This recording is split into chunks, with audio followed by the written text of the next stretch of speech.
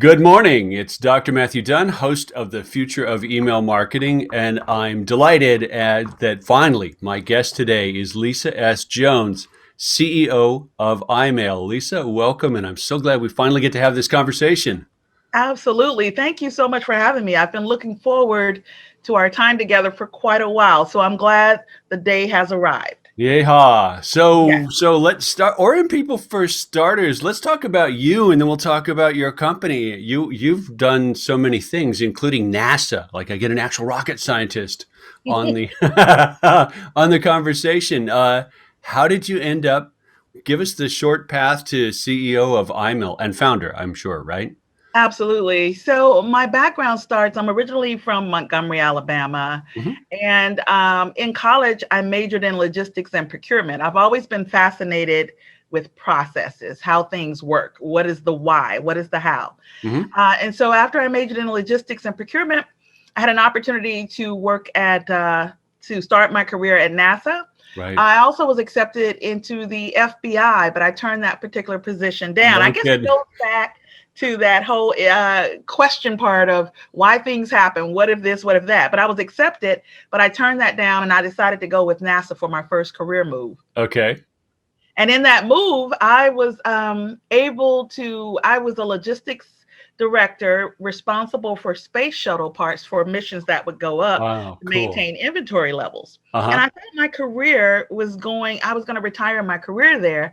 But I always knew within me there was an entrepreneur somewhere, but she was just kind of hiding from me at the time. I decided to make a shift and move to Atlanta, Hmm. Georgia Hmm. in the mid 90s. And I've been here ever since in Atlanta. And in Atlanta, I was a corporate executive in the telecom industry for Bell South Mobility, Singular Wireless, and then AT&T. And T. And I Okay. had the opportunity to work with women and diverse suppliers to look at contract opportunities for them. Hmm. And in the midst of all of that, I decided that it was time for me to try something different again. And sometimes things in life happen where you become an entrepreneur or your life is just redefined based on certain instances. And Yeah. in my instance, Matthew, what happened is my oldest sister, I have two older sisters, and she called me one morning. It was about 8:24 in the morning. She advised me that my mother had passed away at I, home alone at the yeah. age Yeah. of 61 Wow. Wow. in Alabama. So I remember how that one moment in life made me stop, right, to reevaluate Yeah. what is Lisa's journey going to look like forward? What does Lisa want to do? What would my mother want me to do and live in my best life? Yeah. And I just remember when I went to her services, they lasted, it seemed to me like for 7 minutes. This is the true story. And I always tell this story because it's so important to knowing how you never know how your beginning is going to start. But I remember, Matthew, it was a graveside funeral and the services lasted 7 minutes. And I was thinking I was going to get up and speak. I wasn't on the agenda, but in my mind, I was going to speak. Yeah. And when the time came, I did not get up to speak. And so as people were going back to their cars, I remember praying and I said, Mom, I'm so sorry I didn't get a chance to get up and speak. But when I get back to Atlanta, I promise I'm going to start a company. It's going to be inspiring. It's going to be to create a legacy, and it's going to be to make up for those 7 minutes of time. Because everybody deserves to be heard and to have a communication that's important. And I thought about how one communication changed my life. So when I came back to Atlanta, I started thinking about how we communicate Hmm. in verbal, nonverbal, in writing. And I said, what else do we do to communicate? And I said, we email people. Well, who do we email? Internal, external, one click. You're Everybody. anywhere in the world. And Yeah. from that, iMail was born. Okay. Wow. Yeah. I had read, and that's a wonderful story, by the way. Thank Thank you for you. sharing it. Yeah. That's a 61. You're like, 61 I can at see home. 61. It's right over the hill there, Totally. and not supposed to go away quite Ex- that early yet. So that had to have been a Exactly. big Exactly. jog. So it's a matter of defining your life and thinking about that. And one of the things that I Yeah. did when I came back to Atlanta, I signed up for 150 email distribution list. It didn't matter if anybody, I Yeah. mean Yeah. anybody, Yeah. Walmart, MBA, Home Depot, everybody. Yeah. And what I noticed, there was a commonality. The commonality was I didn't feel inspired to take a click for a call to action. And it was either a graphic or a hyperlink. And I said to myself, self, what if you could bring email to life? What if you could Hmm. add a video experience for instant play? So as soon as someone opens, the video plays on mute, Hmm. but they're engaged. Now they're inspired to take an immediate call to action. And then Right. I was born. Right. Okay. Wow. Yeah. Good. Good for you. And way, way overdue. How's that for a succinct way to put it? Right. I mean, talk about the 150 emails for a second. Do you think if you looked at 150 today, when was it that you started iMail? I started iMail officially in 2004. 2004. Do you think if you looked at 150 emails today, they'd look a whole lot different?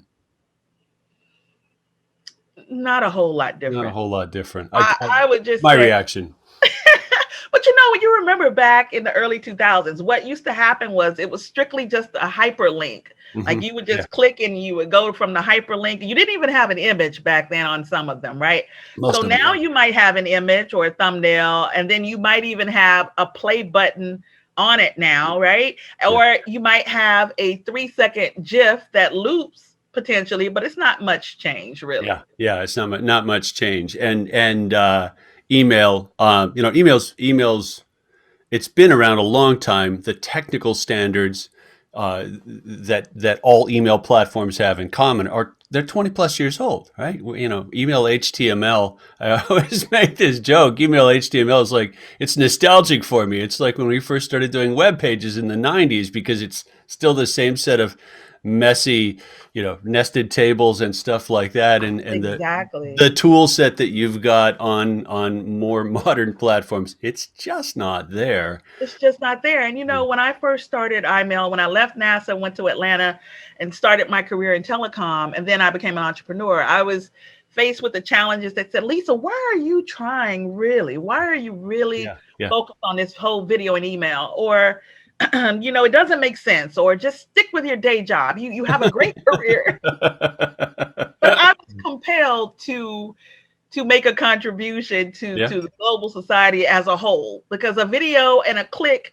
to anywhere in the world, the idea of that was fascinating to me. And again, Yeah. I'm all about processes and how things work, so I was committed to the journey. And I'm not technical, Matthew. That's not my background I was going to in. ask you. I was going to drill in on that. So, how did you Okay, start? How'd you go about learning and figuring this out? well, as a woman, we focus on a lot of great things that we don't know necessarily, but we are willing to learn and to learn from others Mhm. and to explore. We're willing to fail and get back up and to keep going forward. So for me, challenging myself of saying I'm not a coder or a developer, how am I going to grow this business? Well, I was fortunate enough to manage technical resources in my career. So Mhm. I've always been a visionary. I knew what I wanted. It was a matter of how to get it done. So when I was going to all these development shops explaining what I wanted to do, I was faced with that opposition, of course, as I mentioned. And then the eighth development shop, it took me 8 good development shops before I Wow. got the right one. Yeah. And so I explained what I was seeking to do, and they said, "Well, we're not sure if we can do it, but we will exhaust every means to Right. accomplish that." Right. Right. And I would say by the spring of 2005, Okay. we had the first model, first version of iMail developed. Wow. Wow. That's I mean, it's remarkable to have one to stick with it. Congratulations. That's not easy. It's And not and easy. and to start cracking the code on such a hard both technical and business problem in at a relatively early period. You're not talking about 5G in your pocket. You're talking pre-mobile. You're talking pretty sketchy broadband in '05, right? Like Exactly. the infrastructure that's going to help you now was nowhere near what it is right then. You're totally right, and that was part of the journey. Was how do we develop the technical roadmap forward for growth? Yeah, That was yeah, before even the cloud. The yeah, cloud is, yeah. I mean, everything, right? So one of the aspects that I decided as the founder and chief IMO officer was that we wanted the technical leadership. So we became part of Microsoft's mentor protege program Okay. and part of their Women in Technology. And we were very fortunate to work in Microsoft's Innovation Lab so that we could collaborate on IMEL's roadmap and Mm-hmm. some of the nuances. So Mm-hmm. one of the areas that we knew was most important was with regards to bandwidth. We all know with videos there are issues with sending them out directly because there is a large file size. Mm-hmm. So I knew that with iMail, I wanted it to be delivered so that when it reaches your inbox, it's no more than 15 kilobytes in Wow. size. Yeah. Yeah. That's So tight. that was a Tight. feat, but we were able to accomplish that so that now whenever an email delivers to your inbox or your customers' inboxes, this full video HD experience delivers at only 15 kilobytes in size. And we can compress a video that might be 200 or 300 meg in original size Yeah. down to that 15 kilobyte stream. Wow. Wow. Yeah, that's remarkable. And I did Elisa S. Jones. I did sign up for iMail a couple of weeks ago so that I could get the experience and see a Mm-hmm. few of them. The one that really struck me was like, this is amazing, was the Porsche video. And I got a technical question for you since we get to geek out a little bit. I was viewing that. I use lots of email clients. I was viewing that on Gmail, and on Gmail it did the revert to GIF. Is that what I'd expect? Yeah, that's a Well, Gmail on thing. Gmail, okay, so iMail is designed to work on Outlook, Webmail, all Apple products as well. Yeah, So yeah, in Gmail, the experience is it will deliver and play on that instant play, but you yeah. have to click for the sound, You have to and click for the sound. and it will play a full 60-second video clip. Okay, okay, Mhm. okay. And then in terms of technical delivery, you were working on this before HTML5, but I would assume the HTML5 and the video tag is a fairly was a nice step forward when that started to get adoption. Yes. Yes, yes, it was. But lucky for us, we had already had the work in with the Microsoft component. We already had clients on board. Mm-hmm. And for us, the client base started with the enterprise. That was the very first step. Was our first client was Time Warner with TBS, Mm-hmm. and from there it just grew for adoption. It went to Coca-Cola from there, and then it Nice, just kept growing to Porsche. Hmm. nice, nice. Wow. I'm blown away at how early you were working on this because I've Me too. Sometimes I think back on it, I'm like, wow, 2005, like, right, 2004, even. It's like, wow, time flies and stands still at the You same know, time. you know what? If I were you, I think I'd pat myself on the back when I was introducing the company, or when you're introducing yourself, and to explain that you were working on this before YouTube bloody existed. It's true. YouTube was not launched yet in '05. This is true. Good on you, right? Like you were looking at the same core problem of really of delivering experience Right. and making email visual, not just text. Before, wow, good on, Exactly, good for because it you. goes back to everyone deserves for their message to be heard. Yeah, And the idea that everyone deserves a visually engaging experience. I yeah, mean, when we watch TV, not like back in the day, right, with black and white or silent pictures, we used to watch it because that's all we had to watch. But even in today's world, even when you think about email, it's a lot of words, it's a lot of yeah. pictures, but where's the content? Well, and yeah, yeah. Where's the? Oh, I'm so glad you said that. Because I mean, we have a bit of overlap of interest, Lisa and I, in visual communication and media, and trying to drag email. Sometimes it feels like kicking and screaming into being a richer experience. I Exactly. want to bounce this one off you because I always beat people over the head with it. Litmus, the company that tries to grapple with the mess of email HTML. Litmus keeps an eye on stats. One of the stats being how long people read an email. And last data I looked at from them, I think it was 2017, maybe 2019 data. 11 seconds. The average email is read for 11 seconds. And if you multiply out average reading speed, that means 33 words of your average email are actually read. people are not sitting reading Moby Dick in your message. Give me a break, right?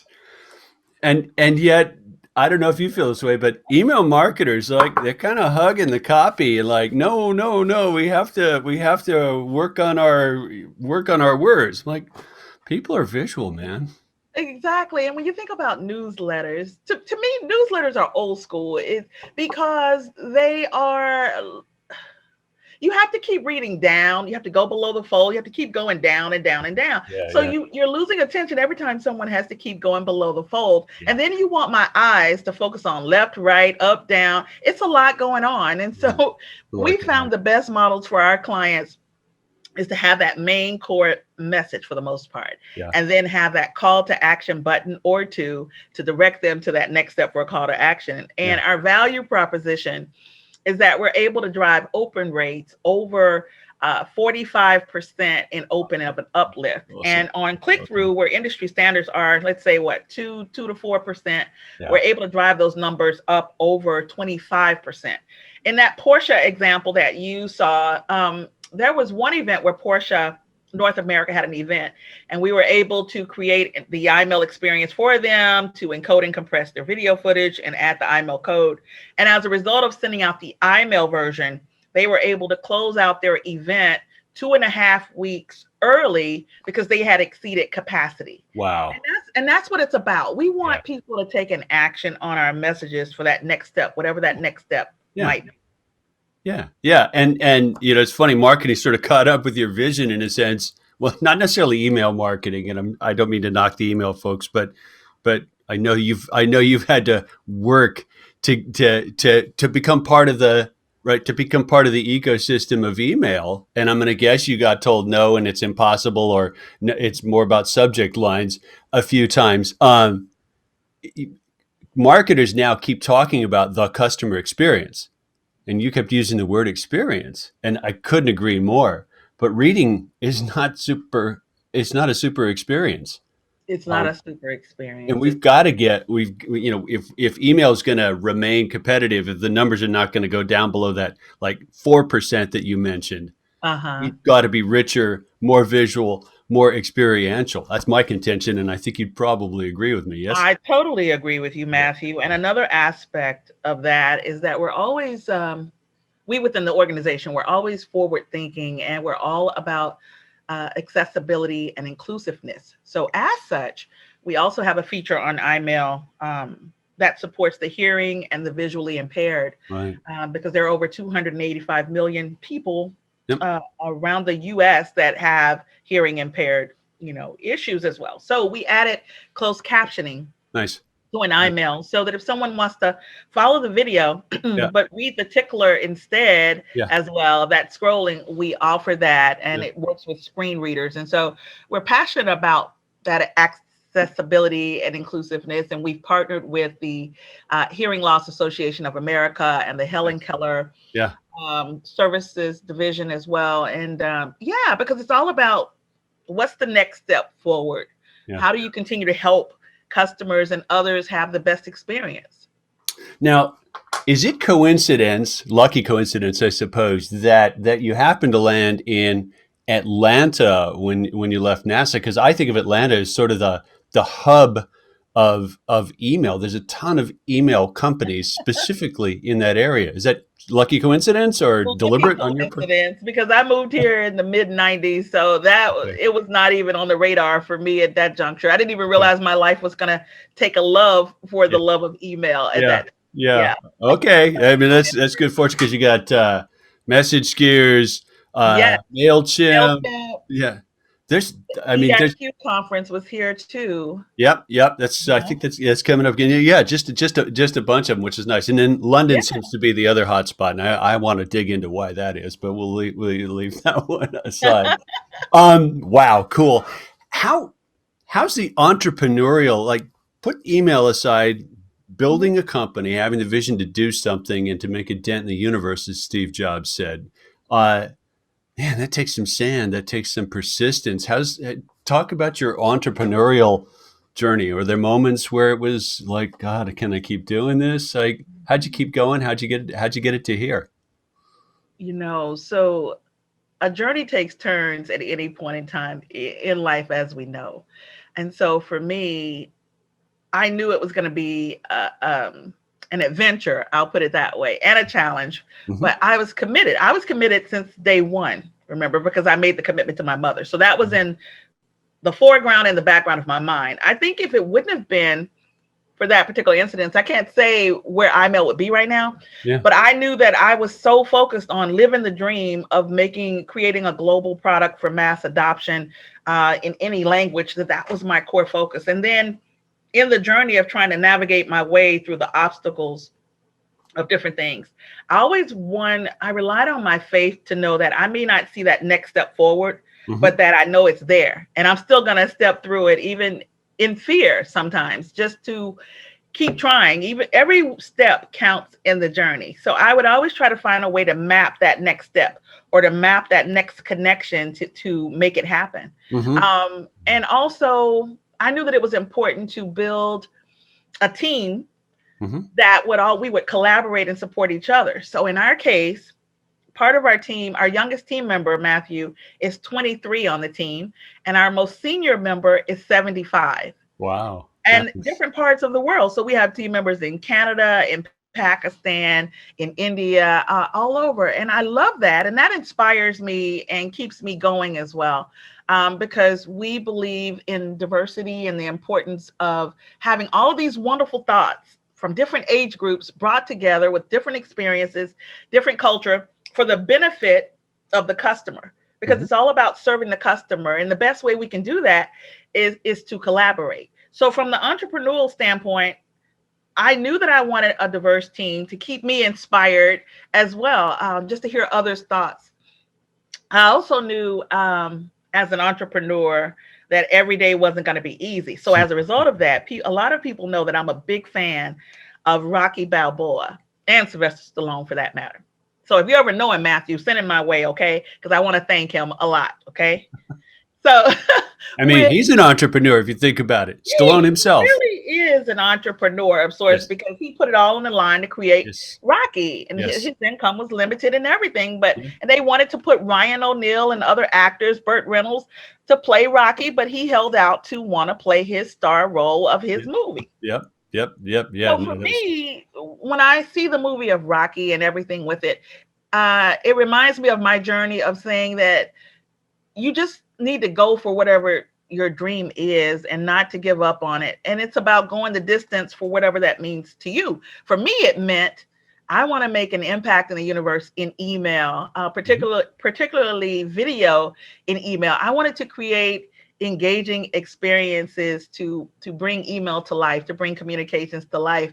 And Mhm. so every time I watch a Rocky movie or a scene from Rocky, it inspires me as the entrepreneur Mhm. that is within me to fight for it, to keep going. And you might lose a round, but you're going all the full distance, and that's the exciting part to me. Nice. Nice. Yeah. It really takes it. How do I put this? Watching entrepreneur become not flavor of the month, but sometimes it feels like that. Like it was, oh, I want to be an entrepreneur, and those of us who have done that go like, yeah, kid, it's actually not glamorous at times. It's just stick with itness Stick and with fitness. determination, commitment, like the one you made, walking away from your mom's, funeral. You're like, you got to have a North Star that says, no, no, no, no, we're not done yet, and I'm going to keep going. And yeah, I know it's steep or hard or whatever, Uh-huh. but I'm not giving up. I'm not giving up. And Yeah. also to answer another part of the question, how do you stick with it when there are times are difficult or things are not working as well? What I found to be beneficial for me is to have positive images around me. That could be even a quote from Steve Jobs. That could be a photo of Oprah. That could be listening to a podcast Yeah. with like Guy Raz, How I Built This.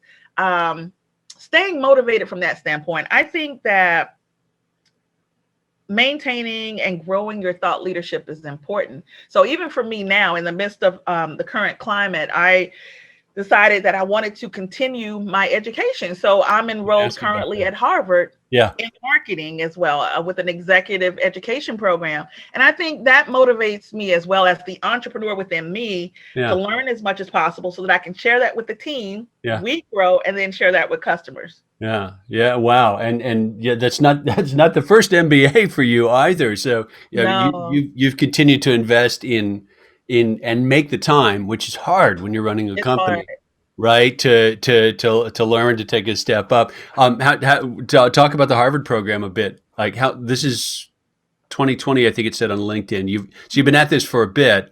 Did you start this pre-pandemic? No, Oh, okay. Okay, wow. no. I started last summer. Okay. Last summer, and it's been one of the best, I would say, one of the most defining periods of my life. Um, when you think about Harvard and you think about the thought leadership that they have there, the Yeah. access to that from people all Yeah. over the world. So, Yeah. of course, everything is virtual online Sure. now Sure. because of the pandemic, but you have thought leadership from all around the world that are coming together for a particular class to share in the learnings and the teachings. And it's just, it's an incredible experience of learning. And I'm Yeah. just so I'm a person that celebrates gratitude every morning when I wake up just to say thank you. And I get to craft the day of what it's going to be. So, in going to class, I am just full of joy because I'm learning new things that gives you a different perspective. I've also learned there's a class by Professor Stefan Tomke. And Professor Stefan Tomke teaches disruptive innovation. And Hmm. he teaches about the power of experiments. And he wrote a book about business experiments. And that a lot of us, when you're in corporate or different avenues, you're not necessarily given the right or the freedom to experiment, fail, restart again, develop the next prototype, get faster with it, fail faster, move forward. And I think that's so critical to know that it's okay if everything doesn't work as you expected. But what's your next part of that experiment, of that phase forward for growth? And I just am so appreciative for all these lessons that I'm learning in the journey.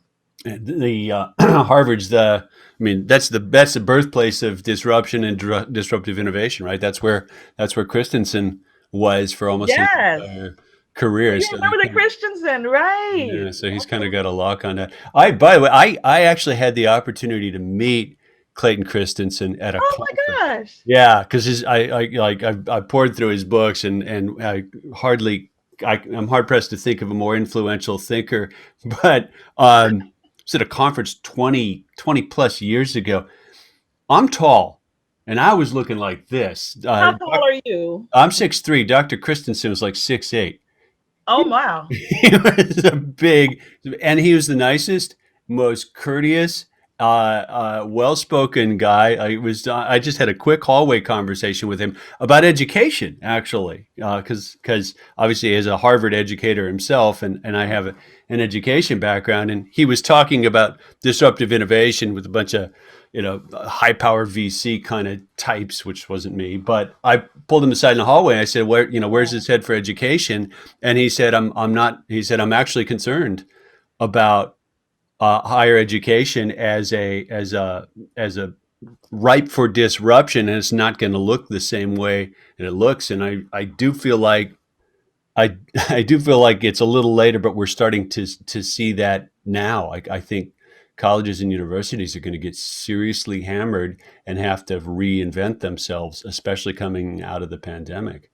I mean, look at your Harvard experience, right? You're able to do that all virtually, um, where it's not about ivy and walking. It's not about the ivy on the walls and walking in the courtyard at Harvard, but you're still getting the benefit of it, of the education there. And it's Huh. so exciting actually because they have what is called the wall. It's that virtual wall that's in front of the professor, Hmm. and it's like to raise your hand, you're pressing a button, kind of like Zoom a little bit, but you're pressing the button, and then the big white button comes all over your face. It's like on these big square tiles, and it's Wow. state of the art. It's world class. They have a world class production team that's behind the scenes, over Yeah. 100 microphones in a room. I mean, it's the next best thing to being there for Yeah. sure. Yeah. Okay. Okay.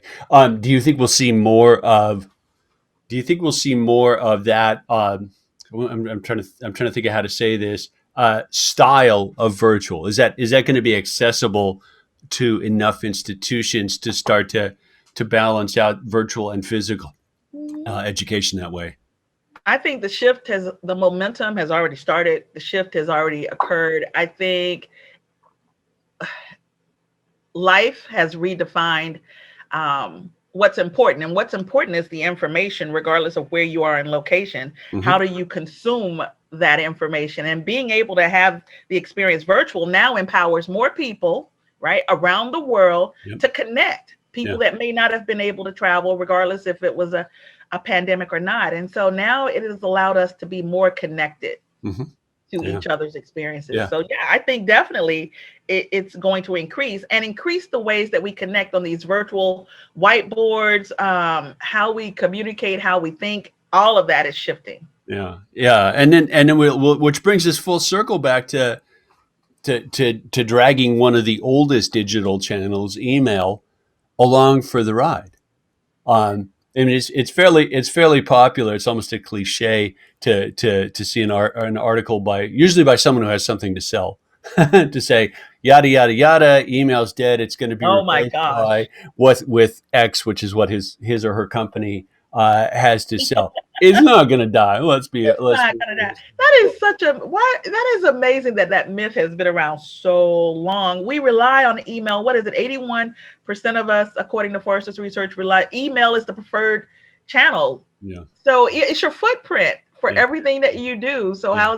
how would it go away? So you don't think text? Let's have fun. You don't think text messaging is gonna supplant email? No, I No. think it is a channel. I think it is a channel for growth and communications, of course. But no, email is here to stay. That's my prediction. Now, what I will share with you as well, this is a pre-release. We're going to launch this particular product at the end of Q2, Hmm. and it's for video and text messaging. So Cool. what would Yeah. happen is so for corporations or whatnot that want to, not necessarily corporations, it could be organizations, but basically you would send out the text message, the video would play on demand in Hmm. the text message Hmm. on mute, Hmm.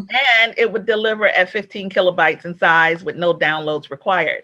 So now for any type messaging that needs to be sent out regarding any aspect of a business, now that feature will also be included from email in text messaging. Nice, nice. I agree with you about text. Like it's another channel, and we don't treat it the same way that No, we we treat don't. email, right? It's more it's a high priority interrupt, but much more narrow range of people that we're willing to hear from, and I think that's a fair. I think it's a fair generalization. When I get the Absolutely. odd text message from a company or someone I don't know, it really, really ticks me up. I'm like, bozo, right? Bozo filter. No. How did you get this number? Yeah. That's even more of a permission inbox, if you will. The other thing I'd say about texting, well, two things. One, text and messaging, generically speaking, um, is balkanized as heck, right? When you say messaging, you're really talking about messagings, plural, right? Which Mhm. platform? This proprietary platform, that proprietary platform, the other proprietary platform. Google made a run at getting RCS richer, a richer, Mhm. call it like the Apple Messages experience. They made a run at trying to standardize and get companies and carriers on board. It flopped, and they kind of gave up on that a couple of years ago. So, absent a universal standard, if we're talking about a bunch of balkanized platforms, there's no way it's going to serve the ubiquitous level playing field function that email does. Exactly. Just don't see it happening. So, I'm in total and the other agreement. thing is, if I got as many flipping messages on my, text messaging platform as I did in email, I'd have to make it look and act like email: sort, organize, save, etc. And we're right back where we started from, right? Exactly. Exactly. I um, was thinking in the midst of us talking here, you know my story of when I fell in love with email. I would just love briefly just to hear your story. What was your first introduction to email, or when did you fall in love with email? Or are you in love with email? I don't know. What's your huh. claim to fame here? Well, I actually I go way farther back with email than most of the people in email. I started the email support organization at Microsoft in 1990. Uh, Wow, I yeah, learned something new. when we're not talking about internet email and SMTP, right? This Uh-huh. is the early LAN period. Yeah. So Novell NetWare. I'm going to Uh-huh. say these are historical terms for I most people. So remember. like, what are they talking about, right? This is NetWare and LAN Manager and Max and the proprietary Apple network. Yeah, Microsoft had a toe in corporate email, and we sort of saw the wave coming. So a band of guys in the tech support organization said we need to carve out a separate support team for this because it's really a very different technology and role in the business than things like Word and Excel. So I go a long ways back technically with email, and I stayed away from it and did a lot of other things in the intervening 30 years. And then I was, as I was looking at the things that intrigued me, visual communications, media, and a firm conviction that we're in a very big shift from print to media.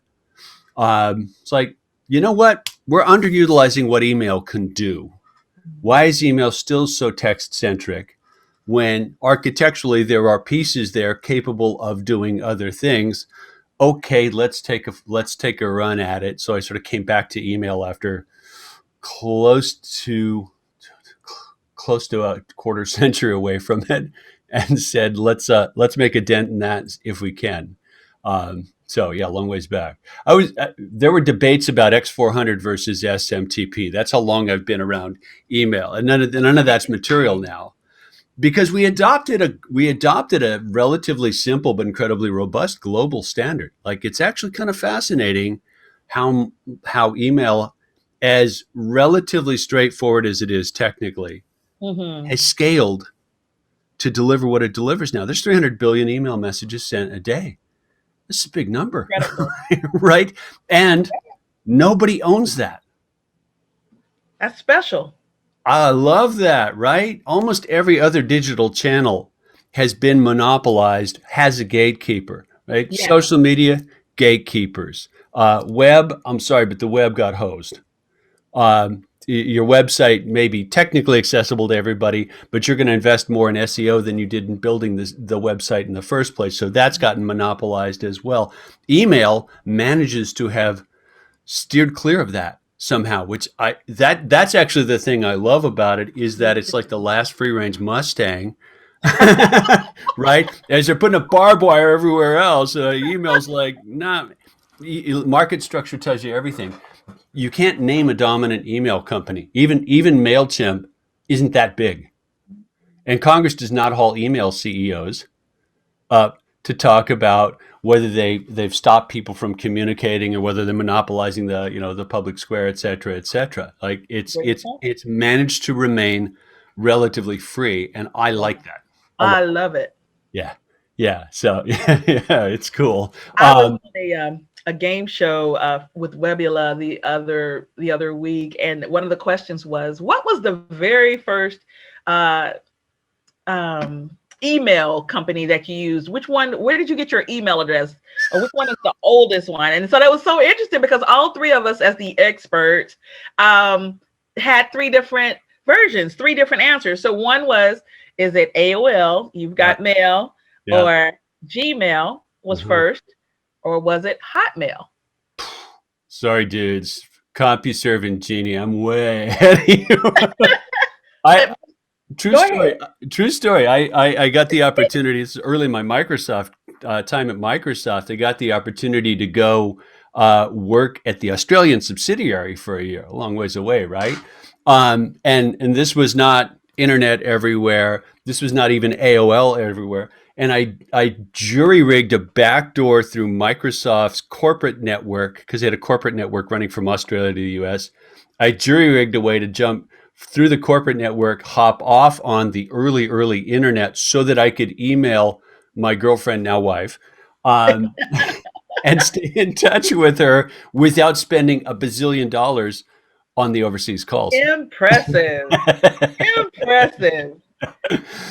But we've all That is impressive. we've always wanted to stay connected. We've always found tried to find a way to get the message through, and now it's global and it's universal and it's essentially free, which is like that's pretty darn cool. That is cool. And we don't have to pay a You gatekeeper know, like that. what's cool is you were able to bypass the system to connect with your girlfriend who's now your wife. I mean, you were committed to the journey on that.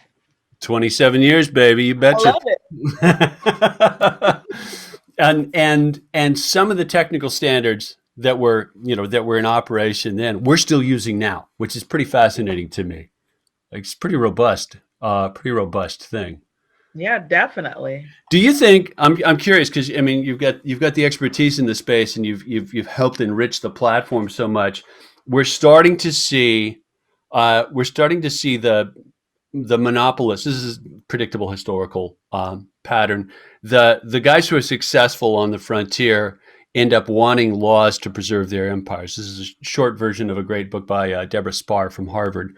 Mark Zuckerberg's in front of Congress saying, "Oh no, we need to revise Section 230." And what he's really saying is, "I want to keep Facebook in its wonderful monopoly position." But we're starting to clamp down on data and privacy. We're starting to realize that one of the things that's gotten injured as we rush out into the digital frontier is our own sense of self and control and our own ownership of all the details that make us us. And you've got companies like Apple that are taking one response to it to say, you're right, privacy important, respect the customer, keep that locked down. You've got regulatory responses, Europe in particular, kind of leading the way and saying people have ownership over information about themselves.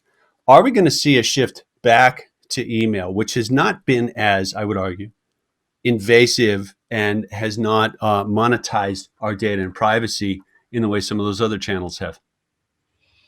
I think that email has been able over the decades to maintain this whole uniqueness about it, the whole mystery of being, like you mentioned, the free range. And my hope is for it to continue back where it's not monitored as much. That's just my personal thought about it. I just think that it should remain unique as it is, and just have the current policies that we have in place. I don't know. I'm kind of mixed on the thought about that. What was your thought though? Your thought was what Well, was your here's a way to bring it into focus because I know we've had to grapple with sort of policy decisions. We being Campaign Genius, mm-hmm. and I'm guessing you have as well. With Campaign Genius, when we're delivering real time content, whether that's images or links or animation or whatever else, Okay. there's actually the potential to get a lot of data about the recipient. And we made a decision fairly early on. I was kind of a pain in the butt about it, to be honest. I said, you know what? We're not in the business of accumulating information about people at the other end of the pipe. We're delivering the experience. So our policy is delete it. Deliver the whatever it is, set of pixels that they're after, Mm-hmm. and delete everything possible about them. Why? About the data. Right? Because it's not it's not Mm-hmm. it's not our it's not our cotton picking business. It's Maybe true. we can We're into the monetize. experience, the customer experience. Yeah, no, I Yeah. totally agree with And you. you must have to grapple with that as well, right? When you're delivering a 15K video experience in practical technical terms, there's information coming to you that you could hang on to. Do you? Well, in our case, what happens is when we receive the video from the client and we encode and compress it, we Mhm. deliver back that snippet HTML back to the customer, and they're loading it Oh, you into do their email their system. So email we system. built email agnostic so that it performs within any ESP. So we're Okay. not Yeah. receiving any personal information from the Okay. client. Okay. Gotcha. Okay, now I understand technically where you sit and how you integrate into their systems as well. Okay, yeah. Right. So we're slight difference. Like we had to build a sort of specialized infrastructure to do the real time delivery, so it'll fit into an ESP, Ah, but we've still got to be the delivery mechanism I because the see. handling of all of the request protocols is, frankly, that's ESPs don't do that. Hmm. But that's where we said policy decision, ethics decision, if you will. It's, Right. you know what, we could hang on to all of that, but that that's not why people are going to look or pay attention. That's not what the customer's paying for. So bugger Exactly. it, delete it. Right. Um, Totally. yeah, and you know you've got the spam contingent of email, which has probably damaged the reputation of email as a more of a respecter of privacy. But honestly, I look at the way email functions, 300 billion messages a day, and a Yeah. lot of that is self-policing by the industry, which I think is pretty remarkable. It is remarkable. Wow. Like there are a bunch of people who actually take this stuff seriously in a really positive, you know, good of all kind of way, which I think is laudable. Absolutely. Hmm. Hmm. Yeah, no, it's profound, really, when we think about all of the nuances of email and what it delivers currently and what it delivers forward. One thing remains constant is that we're all looking for a way to connect with others. We're Yeah. all looking for a way to plug in to engage, and I mean, email is just that perfect channel for that. Of course, we know that the average person receives, what is it, 140 emails a day, and we send out at least 40 at least. Yeah. And so it's a matter of going forward, how do we stand out from that clutter of the 73% Yes. of messages that are still unread Yes. Yes. unread in the inbox? That's the challenge. Yeah, yeah. How do you know? How do you actually get that engagement and attention?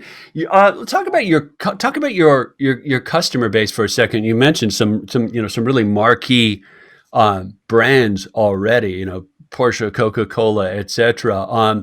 What kind of companies are most likely to really grasp the benefit of what you're bringing to the market? That's a wonderful question. And the answer to that is companies that are market leaders, that are early adopters. Hmm. Um, when Coca Cola came on board, or when Time Warner came on board, they were all seeking to deliver various types of communications. So we have three areas of support.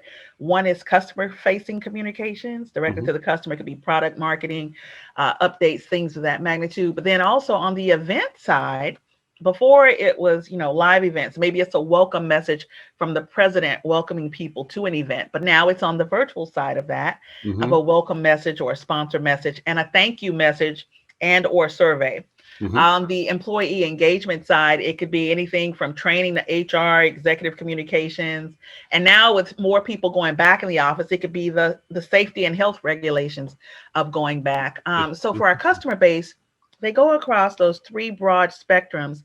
And so for, like, let's say Major League Baseball, that's Hmm. focused on increasing ticket sales. That was before the pandemic, of course, as well in that aspect. With Delta Airlines, which is one of our premier clients, it's related to their communications, Hmm. both internally, externally, and also for their events.